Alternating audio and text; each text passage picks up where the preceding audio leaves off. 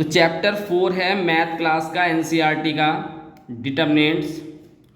तो डिटर्मिनेंट्स आपको निकालना है, यहाँ पे कुछ कैलकुलेशन करनी होती है इसमें मैट्रिक्स की। जो मैट्रिक्स आपने पिछले चैप्टर में करा था मैट्रिक्स, तो उसमें आपको 2x2 ऑर्डर वाली मैट्रिक्स थी। ठीक, तो वो 2x2 ऑर्डर वाली मैट्रिक्स क्या थी? A11, A12, A21 और A22। इसको हमने A से लेट कर रखा है। तो अब अगर आपको 2x2 ऑर्डर की मैट्रिक्स आ जाती है तो उसको कैलकुलेट कैसे करना है, ठीक है। तो इसके लिए हम आपको इसको हम कैसे लिख सकते हैं? डिटर्मिनेंट्स ए का मॉडुलस लगा सकते हैं या ये साइन डेल्टा का बना सकते हैं। ठीक, तो आपके पास क्या है? ये A11, A12, A21 और A22 ये मैट्रिक्स है। तो इसको बच्चों सॉल्व करने के लिए आपको क्रॉस मल्टीप्लाई करनी पड़ेगी, इसकी इससे मल्टीप्लाई करनी पड़ेगी और इसकी इससे मल्टीप्लाई करनी पड़ेगी। ठीक है, तो देखिए कैसे करेंगे।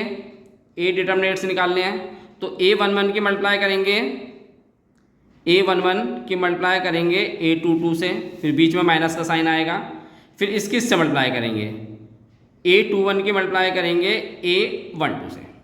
ठीक है, और जो सॉल्व हो के आएगा वो आपके पास वैल्यू आएगी। ठीक है, तो ऐसे हम इसी बेस पे ही हम 2x2 यानी जिसमें 2 रोज और 2 कॉलम होंगे उस ऑर्डर के क्वेश्चन करेंगे। ठीक है, चलिए हम एक्सरसाइज स्टार्ट करते हैं 4.1। तो बच्चों एक्सरसाइज 4.1 का क्वेश्चन नंबर 1, आपको ये डिटर्मिनेंट्स दे रखा है उसने 2, 4, -5 और माइनस के 1। ठीक, तो इसमें हमें करना क्या है कि आपको क्रॉस मल्टीप्लाई करनी होती है। पहले इसकी इससे मल्टीप्लाई करेंगे, फिर इसके बाद इसकी इससे मल्टीप्लाई करेंगे और दोनों की मल्टीप्लाई के बीच में माइनस का साइन आएगा। ठीक है, तो करना क्या है आपको? 2 की मल्टीप्लाई करेंगे -1 से, तो आपको इसको 8 ले लेते हैं, 8 डिटर्मिनेंट। तो 2 की मल्टीप्लाई किससे करेंगे? -1 से। चलिए, फिर उसके बाद बीच में माइनस का साइन आएगा और -5 की मल्टीप्लाई करेंगे 4 से, -5 की मल्टीप्लाई करेंगे आप 4 से। ठीक है, तो 8 डिटर्मिनेंट्स हो गया। ये 2 की मल्टीप्लाई -1 से करेंगे तो माइनस के 2 आएगा, उसके बाद माइनस माइनस ये प्लस हो जाएगा और 5 4 जा 20 हो गया। बस उसके बाद आपको सीधा सीधा सब्ट्रैक्ट करना है। ये प्लस के 20 है, माइनस के 2 है, यानी ये कितना हो जाएगा? 18। ये आपका क्वेश्चन नंबर 1 था। तो बच्चों एक्सरसाइज 4.1 का क्वेश्चन नंबर 2 है, डिटर्मिनेंट्स निकालना है। तो ये आपको दे रखा है क्वेश्चन में cos theta minus sine theta और sine theta minus cos theta. ठीक है, जो कि हमारे पास ये क्वेश्चन है। अब हमें करना क्या है बच्चों? हमारे पास डिटर्मिनेंट्स निकालने के लिए हमें क्या करना पड़ता है? क्रॉस मल्टीप्लाई करते हैं। तो हम ए डिटर्मिनेंट्स निकाल लेते हैं, इसकी इससे मल्टीप्लाई करेंगे, cos थीटा की मल्टीप्लाई करनी है cos थीटा से, बीच में माइनस का साइन आता है, फिर उसके बाद इसकी इससे मल्टीप्लाई करेंगे, यानी साइन थीटा की मल्टीप्लाई करेंगे माइनस के साइन थीटा से। ठीक है, तो ये कितना हो जाएगा? cos square theta.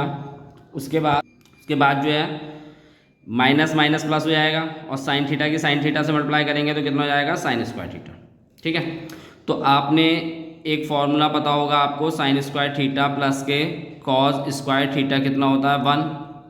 तो हमारे पास यही वैल्यू बननी है, cos square theta plus sine square theta कह लो या sine square theta plus cos square theta कह लो, बात एक ही है। तो ये पूरी की पूरी वैल्यू, उसका आंसर आएगा 1 आपका। ठीक है, नॉर्मल क्वेश्चन था। अब हम सेकंड के क्वेश्चन नंबर 2 के सेकंड पार्ट की तरफ चलते हैं। तो 4.1 का क्वेश्चन नंबर दूसरे का फर्स्ट है, डिटर्मिनेंट्स निकालना है। ये आपको दे रखा है। ठीक है, तो चलिए करते हैं इस क्वेश्चन को। तो आपको डिटर्मिनेंट्स निकालने के लिए क्रॉस मल्टीप्लाई करनी है, इसकी इससे मल्टीप्लाई करेंगे एक्स स्क्वायर माइनस के एक्स प्लस के 1 और इसकी मल्टीप्लाई होगी एक्स प्लस 1 से, फिर बीच में माइनस का साइन आएगा, इसकी इससे मल्टीप्लाई करेंगे x प्लस 1 और x माइनस 1। अब आपको दोनों ब्रैकेट्स की मल्टीप्लाई करनी है, तो पहले एक्स स्क्वायर की x से मल्टीप्लाई करेंगे, तो एक्स स्क्वायर की x से मल्टीप्लाई करेंगे बच्चों तो x की क्यूब आएगी, फिर एक्स स्क्वायर की 1 से मल्टीप्लाई करेंगे तो प्लस के एक्स स्क्वायर आएगा, फिर माइनस के x की x से मल्टीप्लाई करेंगे तो माइनस के एक्स स्क्वायर हो जाएगा, और माइनस के x की 1 से मल्टीप्लाई करेंगे तो माइनस के x आएगा। ठीक, उसके बाद 1 की मल्टीप्लाई करेंगे x से तो प्लस के x होगा, और 1 की मल्टीप्लाई 1 से करेंगे तो 1 हो जाएगा। यानी आपने इन तीनों की मल्टीप्लाई इससे कर ली। उसके बाद x+1 और x-1, ये बच्चों फॉर्मूला बनना है आपका a² माइनस b²। आपको फॉर्मूला पता होगा, a² माइनस b² का क्या फॉर्मूला होता था, a माइनस बी और a प्लस बी। एक बार दोनों वैल्यू को माइनस में ले लेते थे और एक बार दोनों वैल्यू को प्लस में ले लेते थे। तो वही था यहाँ पे x+1 और x-1 था। तो एक बार दोनों वैल्यू प्लस में है और एक बार माइनस में है, तो ये वाला फॉर्मूला अप्लाई कर देंगे तो x² माइनस 1 हो जाएगा। ठीक, चलिए अब यहाँ पे x² प्लस है, ये माइनस से कैंसिल हो जाएगा। ठीक है, उसके बाद ये x प्लस का है और ये माइनस का है, ये भी कैंसिल हो जाएगा।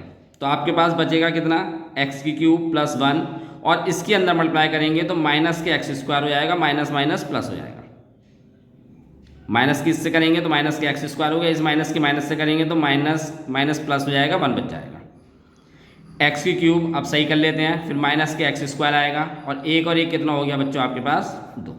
ठीक, तो ये क्वेश्चन नंबर दूसरे का सेकंड पार्ट था। चलिए अगले क्वेश्चन की तरफ चलते हैं। बच्चों वीडियो को लाइक और सब्सक्राइब जरूर कीजिए और कमेंट करके बताइए वीडियो कैसी लगी।